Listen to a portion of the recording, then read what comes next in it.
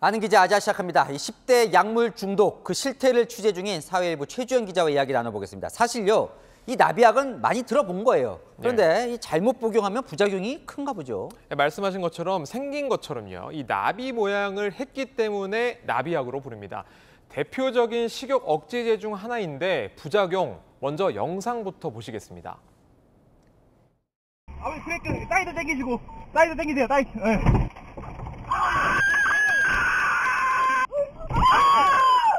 이거 뭐야 이거?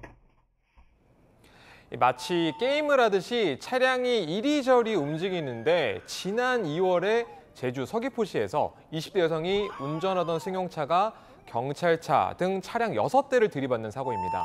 그런데 이 여성이 환각 상태였는데요. 이때 복용했던 것도 바로 이 식욕 억제제였습니다.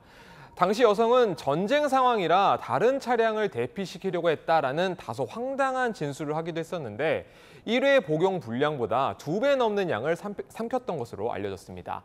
영상 다시 보니까 정말 충격적인데요. 이게요, 네. 10대들이 먹으면 더 안 좋다고요. 맞습니다. 사실 이 다이어트 약, 식욕 억제제의 원리 자체는 되게 간단합니다. 이 도파민이라는 물질을 분비시켜서요, 뇌를 자극하고 몸이 배부르다라고 생각하게 만드는 건데 오남용할 경우에는요, 환청이나 망상, 그리고 환각 등이 발생하는 것은 물론이고 중독 현상이 생기기 시작하는데 뇌 발달적으로 10대가 가장 중독에 취약하다고 합니다. 14세부터 17세 사이가 뇌 발달학적으로 가장 중독에 취약한 나이라고 하거든요. 특정 부위에서 과도하게 많이 분비가 될 경우에는 정신병적 상태가 발생을 하기 때문에 조현병과 같은 영구적인 정신병적 상태를 유발하기도 하고. 자, 이 걱정인데 문제는 10대들도 쉽게 구할 수 있다는 거예요, 그죠? 맞습니다. 앞서 리포트에서 보신 것처럼 사실 의사 처방이 꼭 필요할 뿐만 아니라 이 만 16세 미만에게는 처방이 금지돼 있는데요. SNS를 통해서 불법 판매가 성행하고 있었습니다. 이 취재팀이 30알이 들어있는 나비약 한 통을 처방받는 데 들어간 비용은 3만 원이 조금 안 됩니다. 한정당 1,000원도 안 되는 가격인 건데 온라인에서는요, 한정당 싸게는 3,500원, 비싸게는 15,000원에 팔리고 있었습니다. 최대 15배 정도의 차익이 나다 보니 본인이 처방받아 SNS 판매하는 사례가 많아지는 겁니다.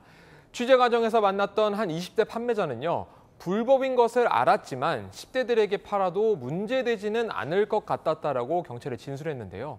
사는 사람도 파는 사람도 이 나비약 거래를 가볍게 생각하고 있어서 엄격한 단속이 필요해 보입니다. 그러니까요, 시청자분께서 질문을 주셨어요. 사실 자, 부작용이 이렇게 심한데 이 약에 대한 규제가 있는 거냐? 실제로 주변에 보면 나비약 쉽게 구한다고 하더라고요. 예, 맞습니다. 사실 우리나라 이 의료 시스템에는 DUR이라고 해서요, 이 의약품 안전 사용 서비스가 있습니다.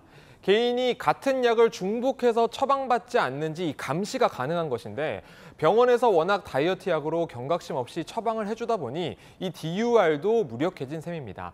실제로 지난 2021년에는요, 환자 한 명이 한 해 동안 9,000정 넘게 처방받은 사실이 드러나기도 했거든요.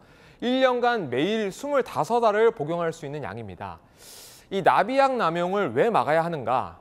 10대들이 무심코 다이어트 약으로 시작해서 결국 성인이 됐었을 때는 이미 중독이 돼 있어 진짜 마약 사범으로 발전하는 경우가 있기 때문에 그만큼 심각성이 더 큰 겁니다. 병원에서도 가려서 처방하고 또 SNS를 통한 유통도 철저히 감독해야 하는 이유입니다. 네, 이 10대 마약 중독 실태 취재 계속 전해주시죠. 아는 기자 최주영 기자와 살펴봤습니다.